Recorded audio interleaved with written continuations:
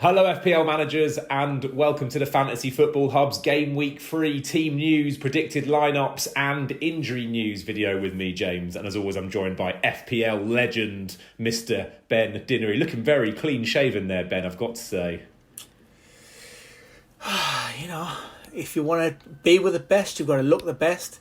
Feel good on the outside, feeling good on the inside. Looking forward to smashing Game Week 3. I enjoyed the Nuno look, to be honest with you. I was hoping for Castaway all the way, but there we go. What can I do? We're joined by Ben on a Friday afternoon, quite late in the afternoon as well. Ben, I know your time is particularly precious on these Fridays, so thank you so much for joining us. And of course, we have the benefit of today's press conferences to refer to. Before we do that, however, I need to address the biggest talking point on FPL Twitter today, and that is, of course, what looks to be the impending arrival of Cristiano Ronaldo to Manchester United. What a shock. After so many Man City rumours, it looks as though he is a dead cert for Manchester United. Ben, I want to ask you, and by the time this video goes out, he may already have moved. If he does move tonight or tomorrow morning, can we expect him to play on Sunday, or would that be too soon? In short, no.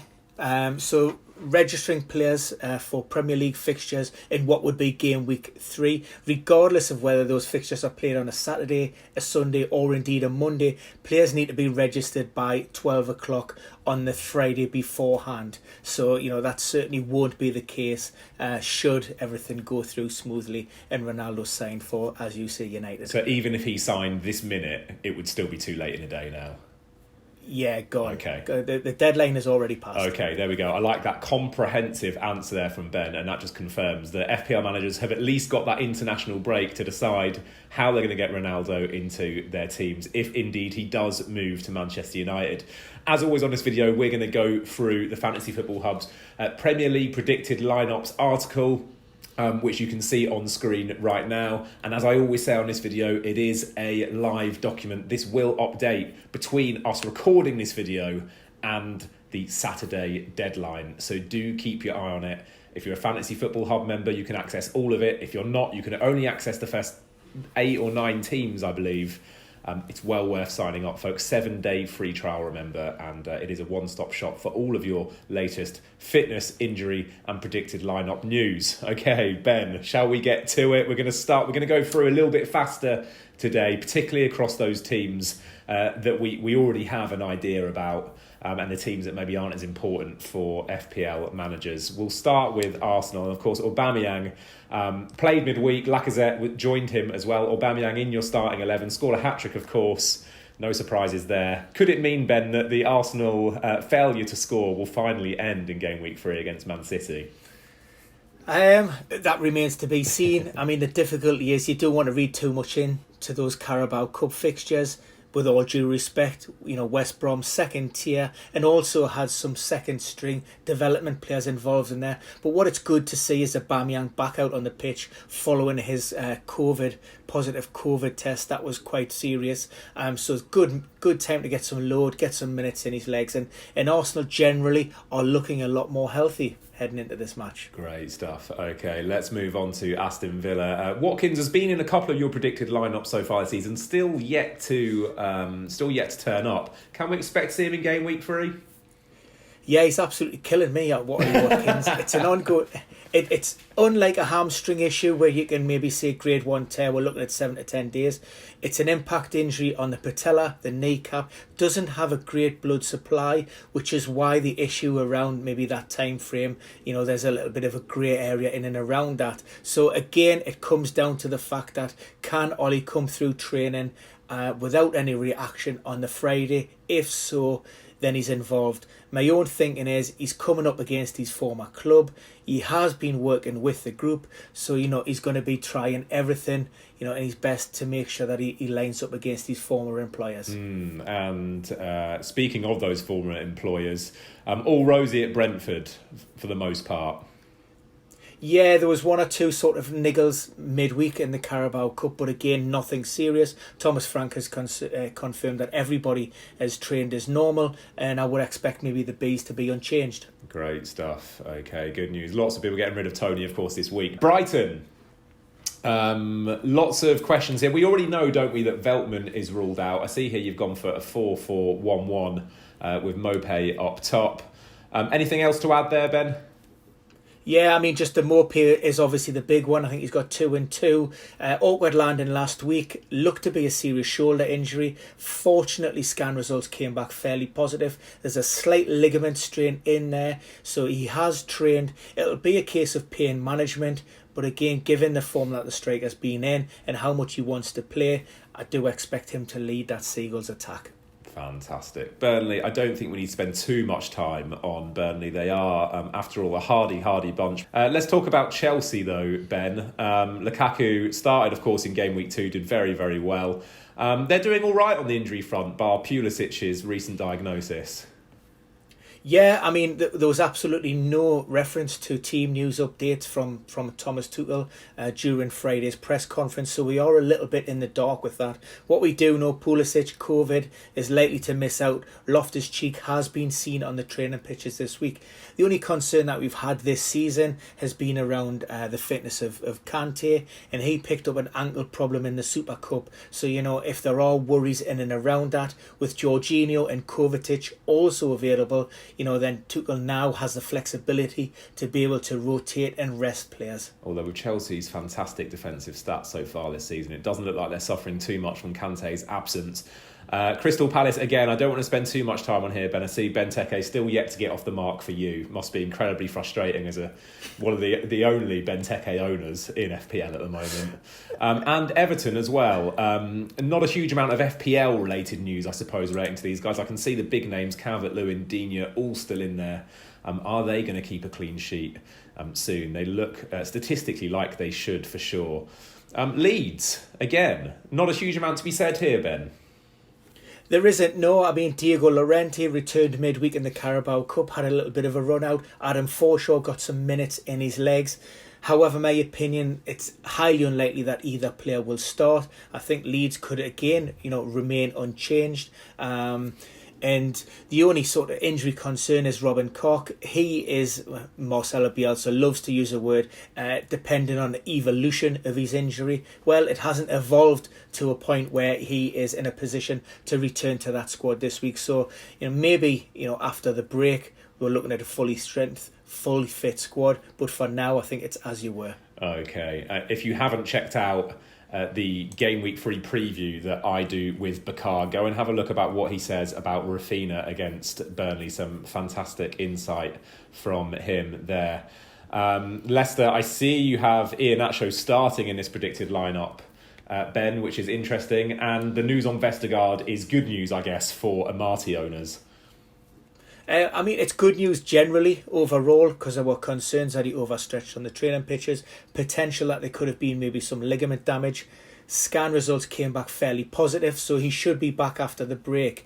Now, given Monday night's result, this is probably one of the teams that have changed most heading into game week 3. And I've went back to last season when Rodgers did adopt this 3-1-4-2 formation, more attacking outlet, and that coincides with the possible return of Timothy Castagna, who would come in alongside Amati and Soyuncu. And it also allows, you know, the sending off and the suspension of Ayoze Perez allows Rodgers to maybe call on Iheanacho to partner Vardy in the front, because Leicester have been fairly toothless. I think they have the second lowest XG in the Premier League over those first 2 games. So he does need to change things up. And against a Norwich team who have struggled and who have got their own injury problems, this is a great opportunity for them to sort of really lay down a marker. Great stuff, and good news for any Pereira owners. He had a great game week 1. Perhaps he could be playing the more advanced role in game week 3 against Norwich, of course, as well. We don't really get much better than that as far as fixtures go. Liverpool, again, not a huge amount to say here, apart from, of course, Ben, Shimikas on the bench. Look, I must admit it was a tough call given the performances that he's put in. But you know, you don't forget what Andy Robertson has done, you know, season on season for Liverpool. And had it not have been a game of such magnitude, I may have been tempted to leave Tsimikas in there. But against Chelsea, Robertson's got to come into that back line for me. James Milner is the only confirmed injury absentee, so hopefully that'll mean a return for Fabinho, who missed out in game week 2 following the sudden death of his father. Okay, sad news to hear that. Robertson, I mean, I think as far as attacking output goes, him and Tsimikas are pretty level, but it's that defensive rigidity that I feel like Tsimikas potentially was missing a little bit. Certainly in that Norwich game, he gave the ball away a few times in key areas. So maybe Klopp will be reassured by Robertson's return against Chelsea. Manchester City, always a difficult one, Ben, but we do have news on Kevin De Bruyne, don't we? And Roberto Martinez gave us a little bit of a heads up midweek with De Bruyne's omission for the upcoming internationals, so he'll not be involved for Belgium at all. We do know he is progressing, but unfortunately is out of the game, and Pep is hopeful of returning game week 4. Okay, interesting that Ferran Torres has been omitted from the starting 11 then. Is that just based on the fact that he's blanked 2 weeks in a row where others have scored? Look, it's always a tough call with Pep's lineups. I did like Gabriel Jesus last week on the right hand side, so I'm looking to shoehorn players in. Would he rest the likes of Raheem Sterling from the start? Maybe he's 2 weeks running. That was me worry, and I just think Sterling can go in there as a central striker or a false 9, as it were, with Jesus staying out on that right hand side and leaving Grealish on the left. Yes, and Mahrez owners should also bear that in mind, of course. Surprisingly omitted from Game Week 2's starting 11. I mean, who knows? With Pep, it really is a best guess. Manchester United, now then, we've already heard from Ben that even if Ronaldo does sign in the next 24 hours or so, he will not be eligible to play in Sunday's game against Wolves. Which means, Ben, we should see... I mean, this lineup's probably pretty spot on, isn't it? Martial didn't really impress in Game Week 2. Yeah, definitely. I think that's the thinking of pushing Mason Greenwood centrally, and I think Jadon Sancho now, he's had his role from the bench, involved in a behind closed doors game. I think he's ready to start. The one question mark that you could possibly bring in is whether Oli decides to go with Rafael Varane, who has almost 2 weeks of training under his belt, or he continues with Victor Lindelof. Of course, Harry Maguire is going to be a guaranteed starter in there. Cool. I've actually been quite impressed with Lindelof, to be honest. Great assist in Game Week 1 against Leeds, and has actually looked pretty sturdy for Man United. Newcastle, much to say here, Ben? Just there was a slight concern over Alan Saint-Maxim. I'm not sure what his ownership figures are like at the moment. That was a whack on the foot against Burnley. Certainly not bad enough to put him off penalty duty. And it looks like it is a bit sore, but it looks like he's recovered. And then also in midfield, not that it's a big thing. Isaac Hayden isn't as serious as initially thought. He has trained and he could be involved. If not, maybe Sean Longstaff in there. So it's a bit of a coin toss with those two. Okay, thank you. Any recent Livramento owners will probably be hoping that St Maximin misses that game. Of course, Callum Wilson could be a good one for him to extend his Premier League account so far this season. Norwich, I don't want to spend much time on these guys at all. I saw them midweek, Ben. They won 6-0 against Bournemouth. So I'm expecting similar scenes against Leicester. Anything that you want to quickly contribute as far as Norwich go?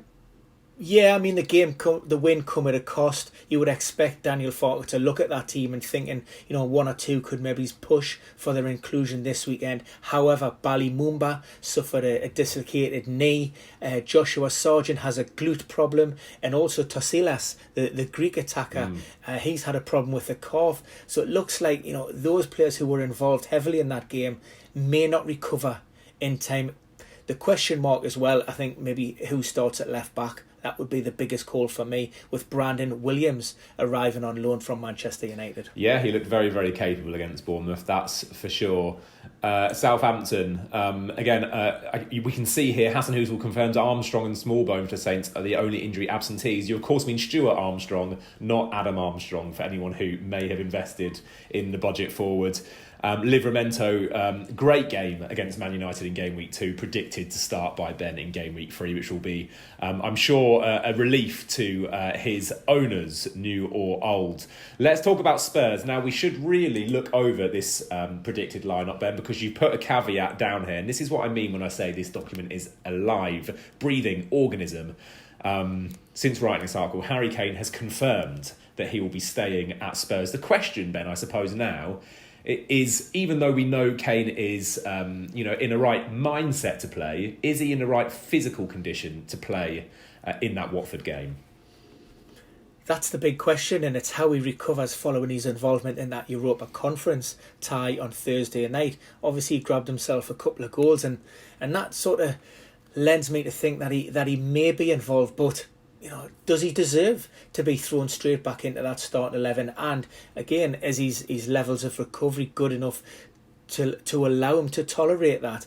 I don't see Nuno as a Pochettino or a Marino, where they just throw Harry Kane straight back in that team, whether he's 70 or 80%. I think Nuno is just a little bit more pragmatic. He's seen his Tottenham side win without Harry Kane, indeed, on the opening game of the season against the champions. So there are no guarantees with this one, and this could be a decision that might take place after the final session on Saturday. It really is that close. I've went without Kane and with Kane in different versions, and I can't quite make up my mind.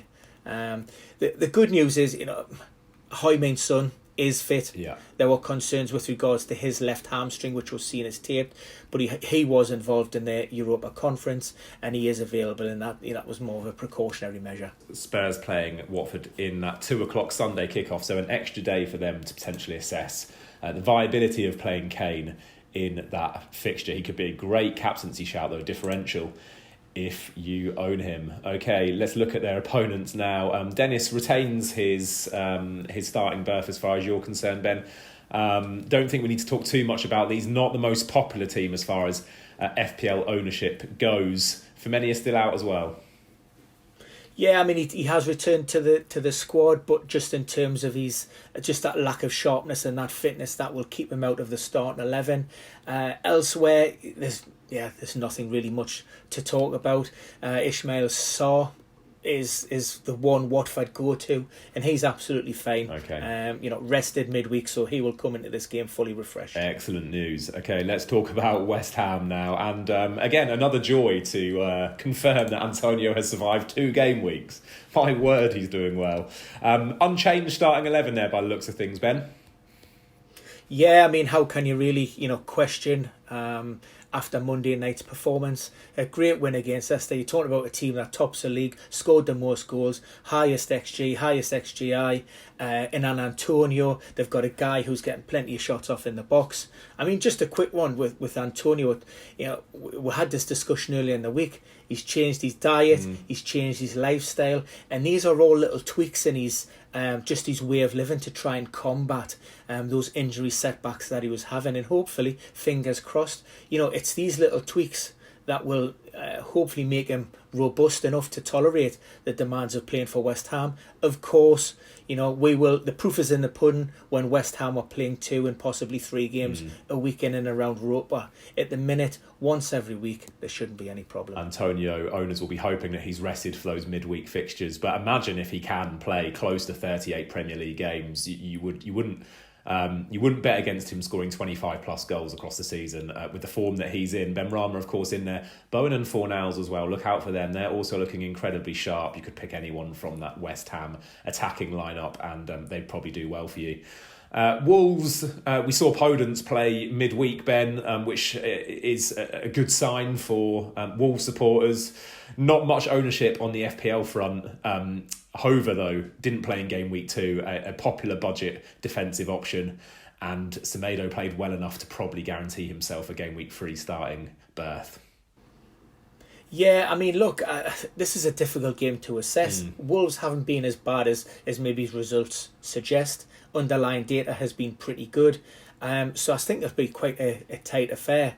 Podence for me, maybe just a little bit early after 3 to 4 months out. Again, Carabao Cup, domestic cup fixtures, not necessarily reflective of what happens in the Premier League. Bruno Lage could look to Willy Bolly or Yersin Mosquera. Those 2 defenders have trained. But again, you're talking about disrupting that back 3 with Cody, Cias and Kilman, and maybe maybe game week 3 is just a little bit too soon for that. Like I say, Wolves haven't been as bad as maybe the league table suggests.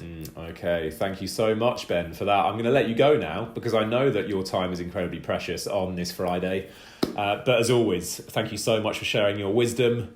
Guys, like I've said already, do remember to keep your eye on this document. It's usually in and around the Fantasy Football Hub homepage. But if you can't find it, go to our Game Week 3 Ultimate Guide, and it's right at the top of that as well. Ben will be keeping it updated right up until that Saturday morning deadline. Have a good international break, Ben. Good luck for Game Week 3. How are Dinnery's differentials getting on? I have pulled the trigger on a wild card, and you'd be so proud of me. Go on. I've went for 5 premiums in Lukaku, Kane, Bruno, Salah, and Trent. Wow. And then it's best of the rest to whatever I can shoehorn in. I do have 11. I have 13 starters within the squad. I'm not saying they're 13 great starters. And I may be heavily reliant on the big 5, but I'm ahead of the curve, and this is the future of fantasy football. Going massive and then just sprinkling some cannon fodder either side of the stars. He's going massive with some massive words there. Ben, all right, well, I look forward to hearing how you got on in Game Week 3. We'll be back in 2 weeks' time and the international break next week. So we'll be back ahead of Game Week 4, looking to see how we can all shoehorn Ronaldo, hopefully, into our sides. Until then, Ben, thanks so much. And cheers, viewers, see you soon.